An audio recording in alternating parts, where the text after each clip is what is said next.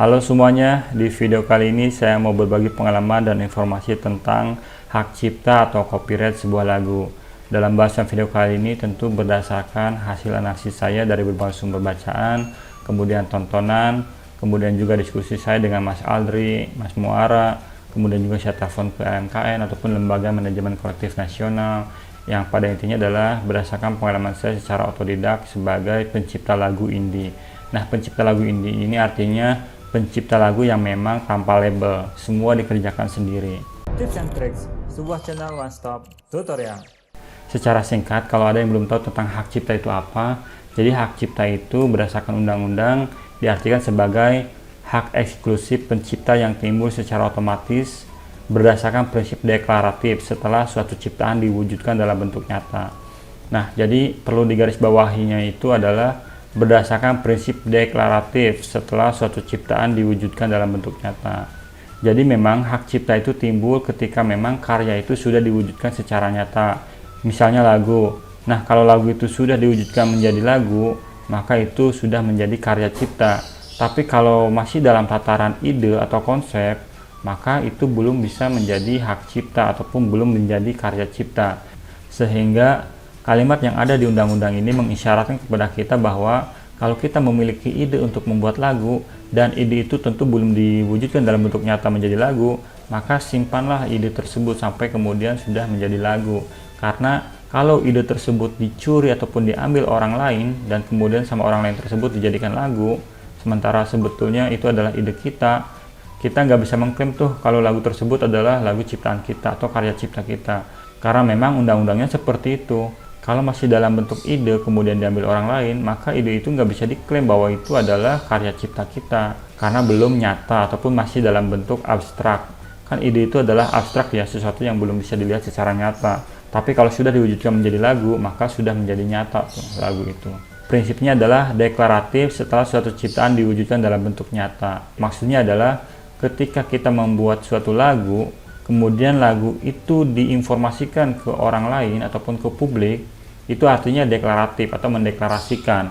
Nah, disitulah atau hari itulah bahwa karya cipta tersebut adalah milik kita ataupun hak ciptanya timbul secara otomatis begitu. Walaupun secara realitanya lagu tersebut diciptakan misalkan 1 bulan yang lalu, tetapi dalam konteks undang-undang, hak cipta itu muncul ataupun timbul ketika lagu tersebut dideklarasikan ataupun diinformasikan ke publik. Mesti ada cara apapun ya, seorang pencipta itu bisa membuktikan kapan dia itu membuat sebuah lagu gitu kan ya. Tapi ini juga ada definisi dari publik ya, mengumumkan itu harus juga ke publik ya. Nah, definisi publik itu adalah lingkaran di luar keluarga. Jadi kalau bukan acara keluarga, itu sudah dikatakan publik ya. Oke, kembali ke pertanyaan tadi, mungkin ada baiknya setiap pencipta lagu itu mengirimkan lagunya dalam bentuk CD ke kantor pos ya, nanti mengirimkan CD-nya itu ke diri sendiri sebagai bukti bahwa dia itu pemilik CD itu, lagu itu. Jadi jangan dibuka dengan segel kantor pos itu membuktikan bahwa pada tanggal sekian dia memang sudah menciptakan sebuah lagu. Untuk memudahkan biar lebih jelas, saya contohkan atau simulasikan seperti ini. Misalnya saya di sini menciptakan suatu lagu tanggal 1 Juli 2020. Nah, kemudian lagu ini belum kita deklarasikan ataupun belum kita informasikan ke publik. Maka hak eksklusif pencipta itu belum muncul tuh. Tetapi ketika kita informasikan ke publik, jadi di sini ya, prinsip deklaratif.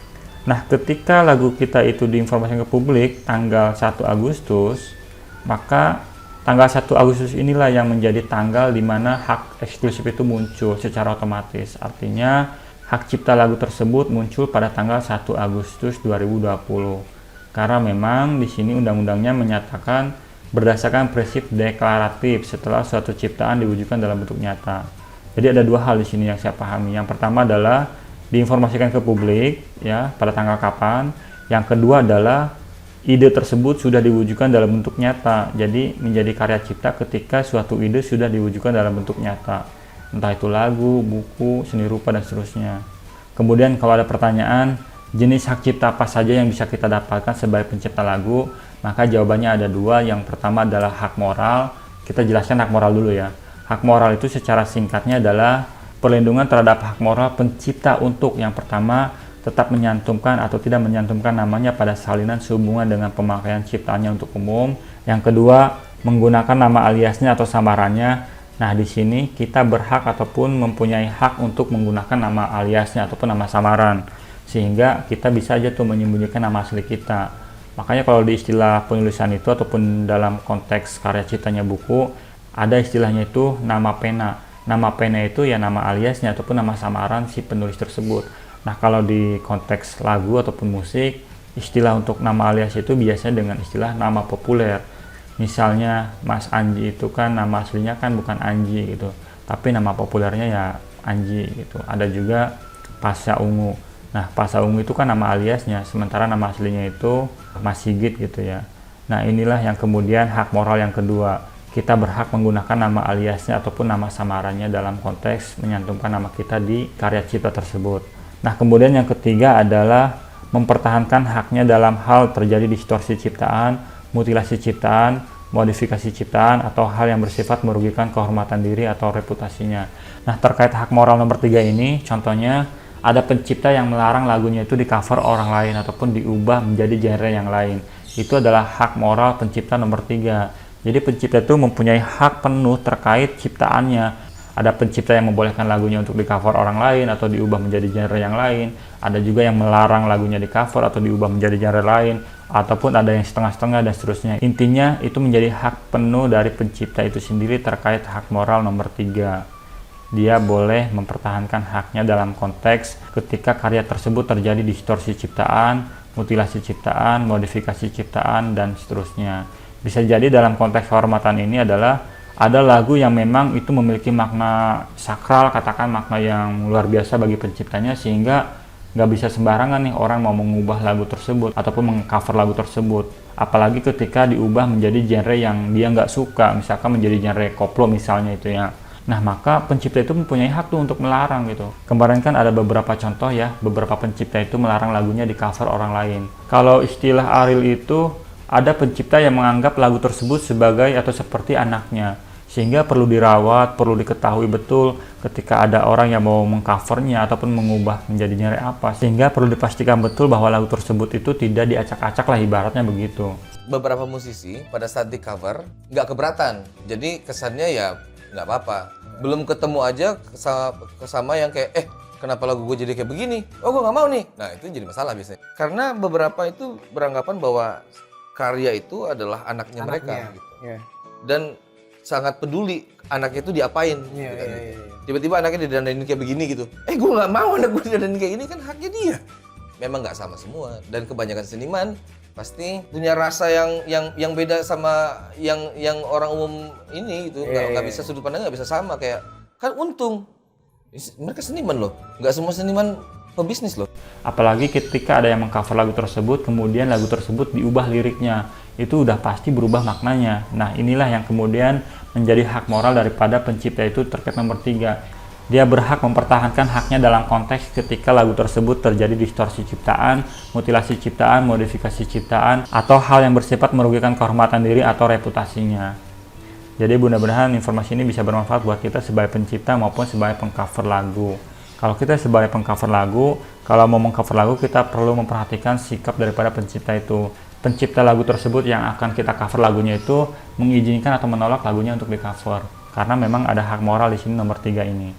Nah, kemudian waktu atau masa perlindungan terkait hak moral ini berlaku selamanya ataupun tidak ada batasan waktu. Bahkan ketika pencipta itu sudah meninggal dunia, maka tetap berlaku hak moral tersebut. Salah satunya misalkan di sini ya.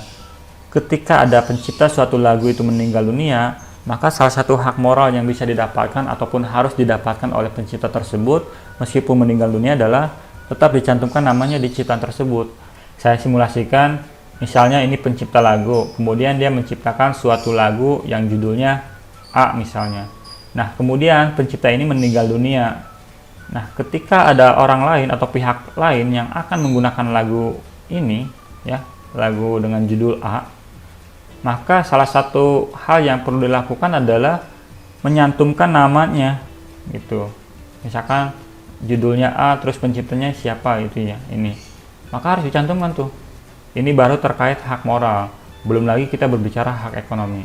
Hak ekonomi itu secara singkat adalah ketika seseorang menciptakan suatu lagu, kemudian lagu ini dipakai orang lain, maka dia berhak mendapatkan ekonomi ataupun berhak mendapatkan royalti ataupun uang.